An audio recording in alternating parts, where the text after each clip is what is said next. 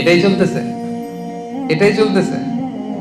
আপনি ইসলাম কায়েম করতে চান, আপনি ইসলাম কায়েম করতে চান, আপনিও চান, আমিও চাই, কিন্তু এক টেবিলে বসতে পারি না, একসাথে মানে একসাথে চা খাবো, গল্প করবো, এটা হয় না। আর রাসূল সাল্লাল্লাহু আলাইহি ওয়াসাল্লাম মুশরিকদের সাথে পিস এগ্রিমেন্ট করেছেন, মুশরিকদের সাথে। তারা মূর্তির পূজা করত। মদিনায় এসে দেখলেন ইহুদিরা ডমিনেটেড এখানে, ওনাদের সাথে বিরুদ্ধে জড়ালেন। রাসূল সাল্লাল্লাহু আলাইহি ওয়াসাল্লাম মদিনায় এসে আরেক সবাইকে ইন্টারফেথ ডায়ালগের কথা বললেন, আন্তঃধর্মীয় সংলাপ বললেন। কুল ইয়া আহলাল কিতাবি তাআলাউ ইলা কালিমাতিন সাওয়াইন বাইনানা ওয়া বাইনাকুম আল্লা না'বুদা ইল্লাল্লাহ ওয়া লা নুশরিকা বিহি শাইআ।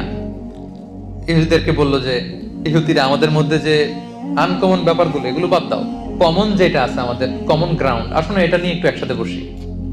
তোমাদের নবী মুসা, উনি তো এক আল্লাহর কথা বলতো,